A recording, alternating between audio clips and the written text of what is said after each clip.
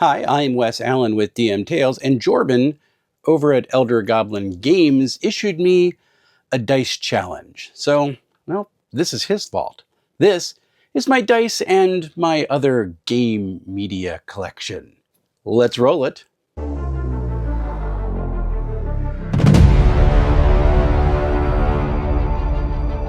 All right, I'm going to start with my dice trays that I've used over the course of time that I've been rolling real dice in the hobby.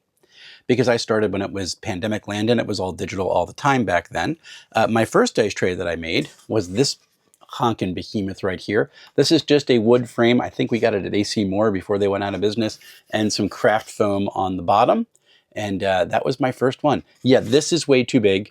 I realized that almost the first time that I ran a game in person, that it was a little bit too large. But I'll actually still take this with me when I go play games out at a brewery or at a conference or something. If I'm going to be nearby, or even when I'm playing at home, I'll throw this in the center of the table because it's so big, everybody can reach it. And it becomes a nice communal dice tray that way. My second one is my only dice tower, which was given to me by my friend Pete as a gift. 2 pieces, kind of goes out there. This is kind of a tower with steps, so spiral staircase going up. Nice bronze finish on it. It's a 3D printed, but really, really nice. And the sad thing is I don't get to use that because it's a little bit too bulky to take with me when I'm playing out and about, even though it takes up less footprint than most of my other dice trays that I have. Transporting it is a bit of a pain. And the game that I run at home, I don't roll dice for anymore because I'm running Numenera. So a bit of a bummer. I'm going to have to get a game where I roll dice just so I can use that. Third dice tray is also from Pete because he got a new one, and he gifted me this, which is just those octagonal ones with the magnets on the side, so it folds flat. And this is what I'll take with me to conventions. It's what I take when I go out and run games at a brewery or at another event. Very, very easy to transport. Very fun to have. And that's the one I took all the way out to GameholeCon, believe it or not. Threw that in my camera bag, and that was it. And then my last one is this little mini thing, because we had a whole bunch of these boxes left over from my 50th birthday party. My wife decided she was going to throw me a D&D theme, and she put a bunch of dice in this. I'll show you the dice bag later. And I said, hey, can we use that as a dice tray? Get me some foam. We'll cut it out and put it in there. And we did. And this is kind of fun just to have in a real cramped space. The problem is, listen, you can see, I mean, that's so thin that when I roll dice, it moves all over the place. And it actually makes really loud sounds when it hits the side of the walls. So this is the one I use the least, but I kind of like the size of it, and it's fun to give to folks who don't have a dice tray and they don't want to ruin their dice on a table. Kind of fun. So those are the things that I use to roll dice in when I am running a game. Now, let's look at the things I am actually rolling. Okay, so to start out with, I started out with the basic dice that basically everybody else gets, which are just resin dice. And these are not my original set, but these are the ones that I keep around as my resin sets. And they're nice, simple dice. I got a couple that I got from different events, like this one from GameholeCon. See if I can get that in focus there. So that was kind of fun. I got this while I was playing Savage Worlds at Page last year. I think I have a Page die in here. This is a cool D4 that I picked up at GameholeCon this year. I need to get those guys on camera at some point because my... and another one I got from Savage Worlds. So some fun D6s with some neat settings on it. But my audio didn't work for that interview that I did with that people who did that D4. And I really like them, so I want to get that. So these are my basic dice. I forget where I picked this up. But that's just my basic dice. And then I wanted to go get a fun set. And I was looking, and I really am fascinated with metal dice. And so I picked these up off of Amazon. And these look really nice. They're bronze dice. They're a little smaller than standard. And I really like, these have a nice weight to them. They look really, really pretty. The problem is my eyes are really tired, and because I'm older, and it's not a great contrast trying to figure out what number things are. So I don't use these a whole lot unless I'm in a really well-lit area, but they're very satisfying to roll. The D20, just really fun. You can hear it thud around. The D12 is really honking, and I'm rolling low on everything. There we go. Finally, a good number. I got a 6. So very fun. So this is my second pair set that I bought for myself. Really enjoyed it, and I still keep these around. I'll take them with me places when I know I'm going to be playing in a well-lit area. But then I got my first set of really deluxe dice, and these are from my friend Peter, who got me actually quite a number of things that are on this video. And these are dichromatic glass. And I have a similar problem to these as with the bronze dice, because the contrast is a little hard. So I do have to pick them up and look at them afterwards, but they're just stunning. I mean, I'll try to get that in focus so you can see it. There we go. And you can see the colors kind of go through it as I move things around. These are beautiful. You would not want to roll these on a table because they'll probably crack. And I took these out with me to GameholeCon. I've taken them to Page and used them there. These are one of my go-to sets that I like to use. D4 there. D6 is a little hard to cut out. D10. So pretty. And then the D8. There we go. Just kind of fun. I used to try to spin D8s and D10s as tops. I think I still can.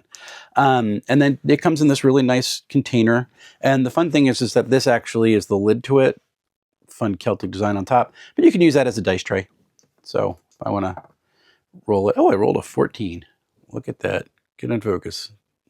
You can't read it. There it goes. You can use that as a dice tray. So if you're just using this in another set, you have a small dice tray with you. Kind of fun. I do like that. Very, very nice. And then Pete got me one other die. Pete looks out for his GM. I haven't killed any of his characters yet either. Those are not, that's not causality. That was a correlation. It's not equal causation. But he got me this, the honkin' D100. I have actually used this in a game because we were playing Castles and Crusades for a while. And anytime I needed to make a percentile roll, I did use this. This is an improvised weapon, even more than a normal D12, because this is... and I could not use this in my dice tower. They got a 31. Let's see what I got. 13. Roll again. It hits every... I think that's a 43. This is just great. It's kind of gimmicky, but it's kind of fun. I keep this in a drawer, and when I have to roll a 100... I want to scare people, I pull that thing out. You can actually see it actually moved the tray as I was rolling it, which I think is absolutely hysterical. So those are my basic dice that I have, except for this set that I picked up at Page last year, which is probably my favorite set. It comes in a nice little metal tin. These are solid metal, and you can tell right away what I like about this is the contrast. There's no doubt that is a 19. Like that's, and the D12, everything's clean. They're not overly heavy, but they do have some good heft to them. They're actually heavier than the bronze ones because they're more standard size. So D10, here's the percentile die. And just the look of these. I saw these and there were two sets that were similar. Very much love these. These are my favorite to roll, because I don't have to ever worry about what the number is. I can see right away what it is. Very, very cool. Also comes in like the nice tin container. You can use the top as a dice tray in tight circumstances if you need to. But really, it's not the best for it because it's a little lighter than this one. But I have used it that way. Really kind of fun. Let's see what else I got here. Oh, then I mentioned my 50th birthday party. My wife wanted dice to put on all the tables, and she got one of the honkin' bags from Amazon, which are just, it's all resin dice and multiple sets. And I have pulled so many sets out of here over the years just to give to people. And I have actually a couple that I pulled out so I can use when I'm running games for folks who don't necessarily have dice. They don't have to worry about things, and I'll let them keep it. So it's kind of fun. That's the dice. I call that jokingly the dice bag of shame. It's not really about shame. It's just kind of fun for me. And then here's a set that I have never opened. The Forbidden Lands dice.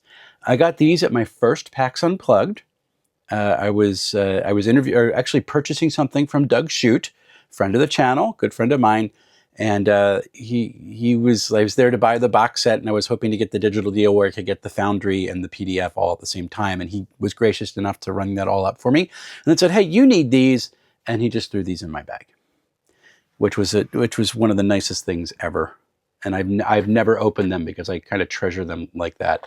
But one day I'm going to play Forbidden Lands in person. I have played online, but I'm going to play it in person, and I'm going to use these wonderful dice because they just look cool. And then I'll probably put them right back in the box. So that's my Forbidden Lands set. Let me leave that on because those deserve to be there. And then these I also have never used, but these are my Avatar dice. A friend of mine got me the Avatar, The Last Airbender game backer kit. He gifted me a backer kit. And so he got me dice for it, and they come in the different elements. You got fire. I don't know. I guess green is earth. Who knows? But they're kind of fun looking. Cool signs for the 6. They go to all the elements. Actually, more than the elements. I'm not even sure what these are. I'm going to have to look this up. I have never used these because I've never run Avatar. I've never played it. I have read the book. I need to reread it for a review. I did not quite get Powered by the Apocalypse when I first did that review. And so now I have played it, and I kind of get what PBTA more is about now. And I'm going to leave these in the bag just because I don't want them to get mixed up with my other dice because I want to keep them separate. That is kind of fun. And my last dice that I have is just these. A simple, how many sets of D6s you got? And I got these because I run, let me take the lid off so you can see inside. I run Easy D6 a lot. Particularly for people who do not play a lot of TTRPGs, because it's a great introductory system to get people into the concept of gaming. It's not introductory in that it's something that you skip by. I think you play with it all as much as you can. But this is great because it gives people enough D6s, and you can have their own set, and they can play the cool game. So that's kind of like my basic D6 for that. And my last set that I have really is I have 3 of these. And these are the funky Monty Python dice. Very, very fun. So you get a D16, a D14. I think there's a D18 in there. And then the regular dice. These are for your loony. Or no, these are actually for your health in the game. So that's your fortitude. And then this is for your loony. You can set that on. You don't have to mark up your sheet. You can just flip the die over.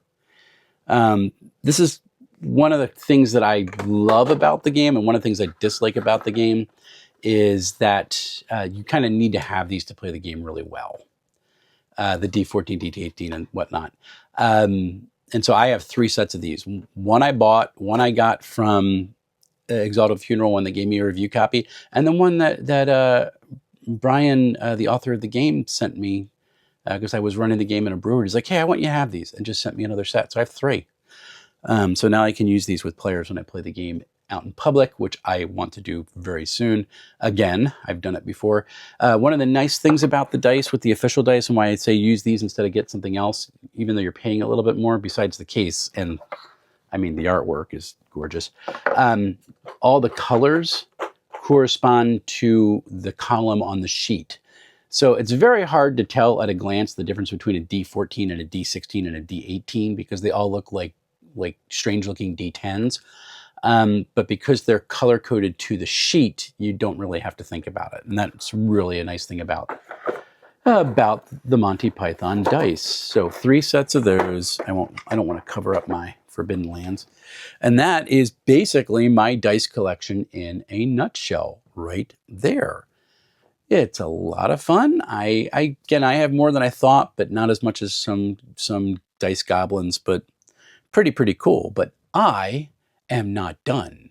Let's look at some other stuff. Okay, so if people are keeping up with my videos, one of the things I did not like about the Daggerheart playtest that I was in was the cards, the ability cards. And I just thought there was too much information on it.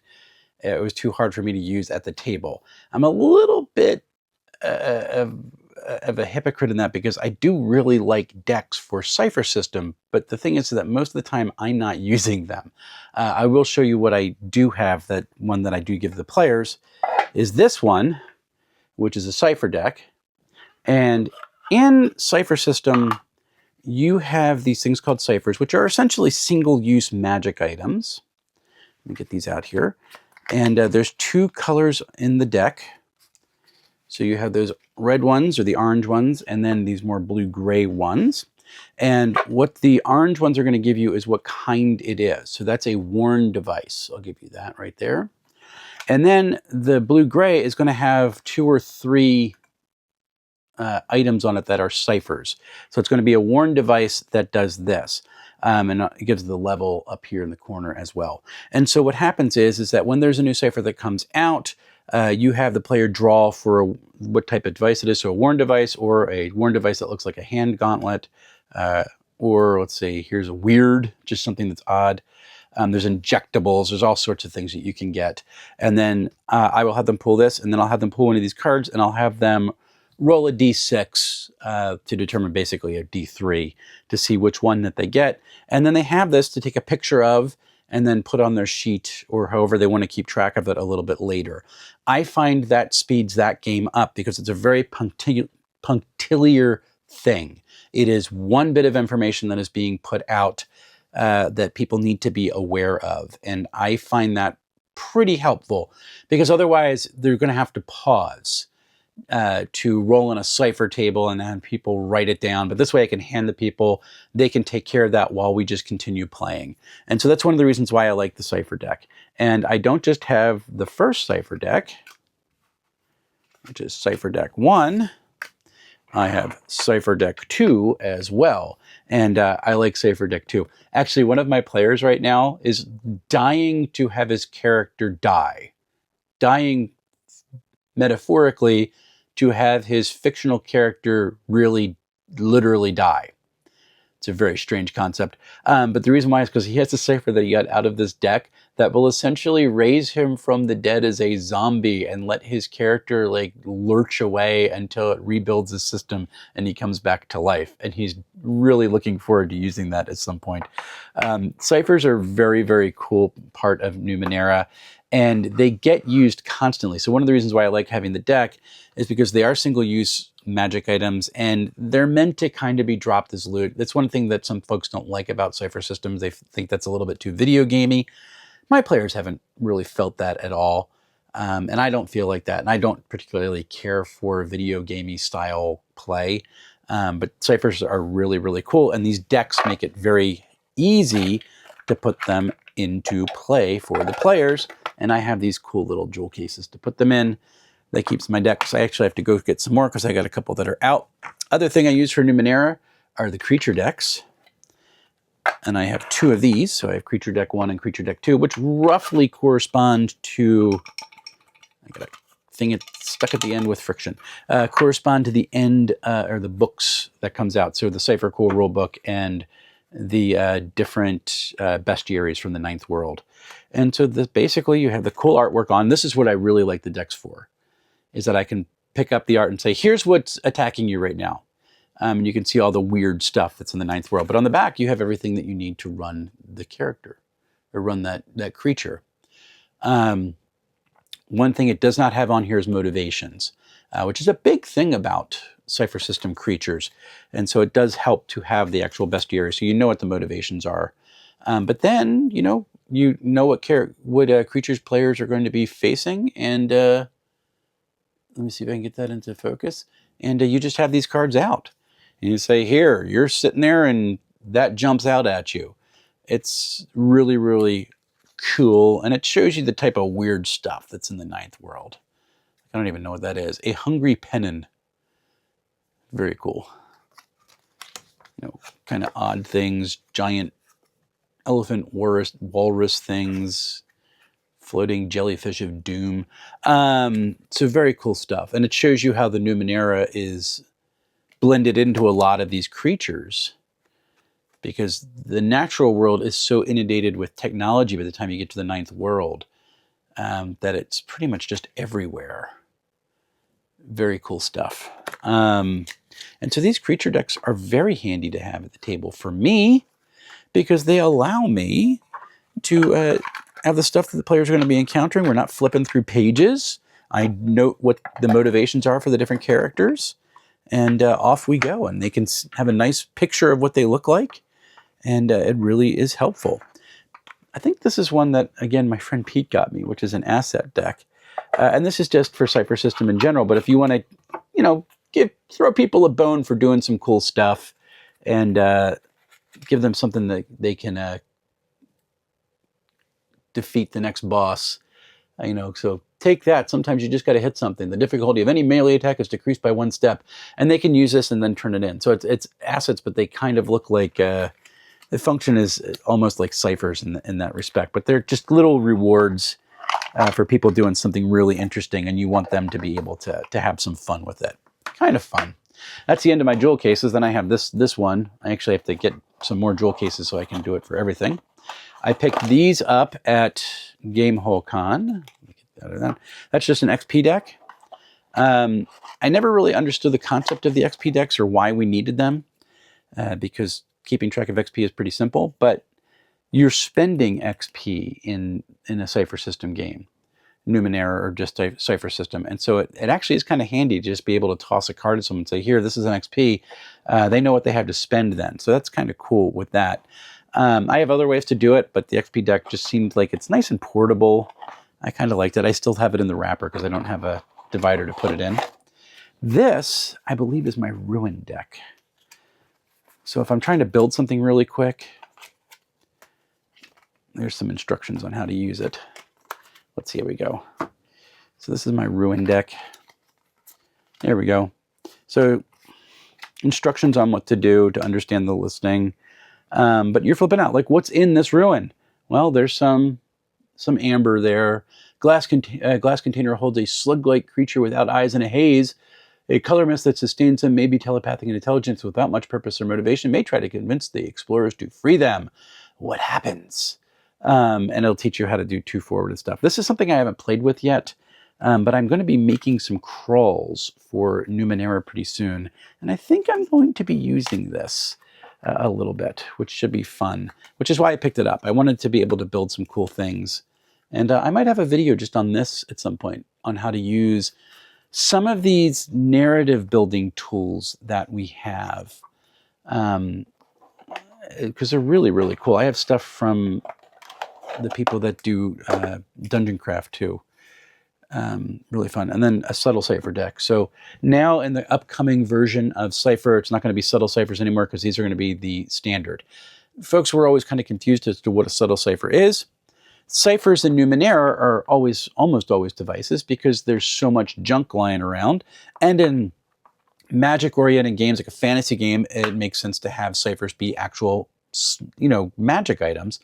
But in a modern game, that doesn't quite work unless you have something built in to why these objects are functioning weird. The origin is one thing, Cypher System setting, that really does that well. But subtle ciphers then kind of step in, and essentially these are kind of like your eureka moments that help the characters overcome. And just like a eureka moment, we think they're going to last forever, but when we really kind of chew on it and express it, we have trouble getting into the same mindset again. And so that's kind of what these represent. And that's kind of what ciphers are going to be in general moving forward. And I actually use the subtle cipher deck for my superhero game because they need some help. And sometimes superheroes a little bit, objects can work. But the subtle ciphers kind of work a little bit better. Kind of fun with that. My last manipulative is what I could use as XP in Cypher System, but I tend to use these for Karma in EZD6. And that are these old metal tokens that are actually, believe it or not, from Hershey Park. Hershey Park is an amazing arcade, and you used to be able to go in and use these tokens, particularly these blue ones, in the arcade to play all the old games there. The arcade is still there, but now they've gone all digital for play. And so somehow my father-in-law, who used to work for Hershey Entertainment Company, got a hold of these, and I went, I can use those. And so basically, if you know anything about EZD6, I use the blue as the Karma. And then the silver are the hero dice, which are, I have less of these, and hero dice are a more limited resource in the game. So those function really, really well for that. And like I said, I could use these for experience points, but the deck travels a little bit better than that. So that's kind of what I go through. But man, there's just something like that's just a very satisfying sound. I really enjoy this. And those are the manipulatives that I have that I often use at the table. Oh dear, one more manipulative deck that I have not had a chance to use for because I haven't played Numenera with my group in a while. We're playing next week. But I got this at GameholeCon. This is an artifact deck. And artifacts in Numenera are essentially multi-use magic items. They're long-lasting.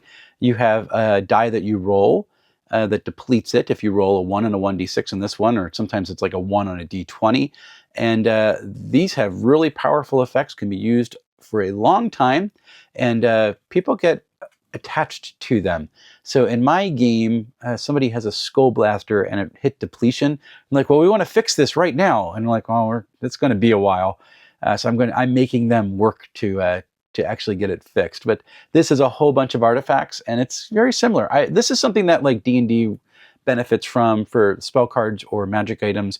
You can toss something and they can take a picture of it, and there they go. They just have it from then on. All right, Jobin, thank you for poking me to do this dice challenge. It was a really fun thing. I would have never thought to do it all on my own.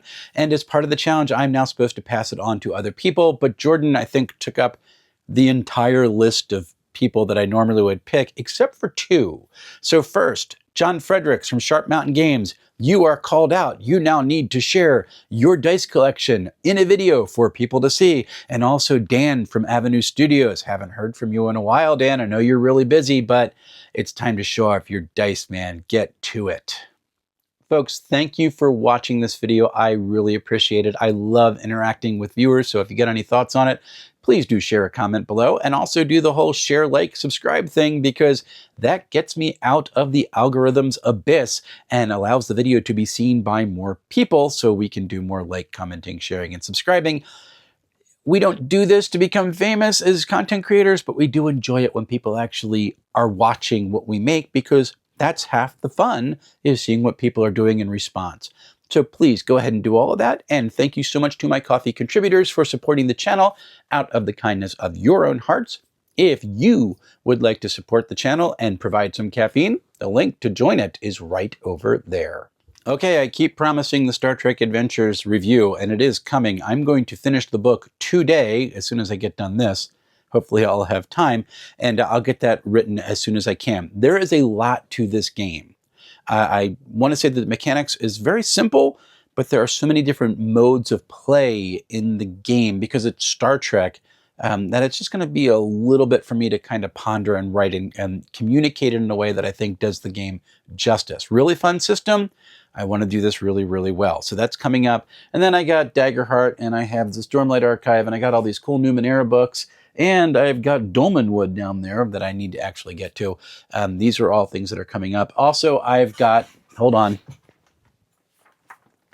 Hobbs gave this to me at GameholeCon, and he wants me to review it, and I have read it a little bit. I need to get through the end. This is a very simple rules-like game called Bite the Bullet, kind of post-apocalyptic, so it's a little bit right up my alley. That'll be coming on as a short review pretty soon as I drop that on camera. And I'm looking forward to bringing all of this to you. I know holidays are coming. For me, it's very busy because it's Christmas season. So I'll get these out as fast as I can. I am really looking forward to it. And coming up on Tuesday, I've got my next interview because the only Scrat will be on to talk about his TTRPG journey. This should be a lot of fun. So until we see each other again, folks, happy playing, everyone.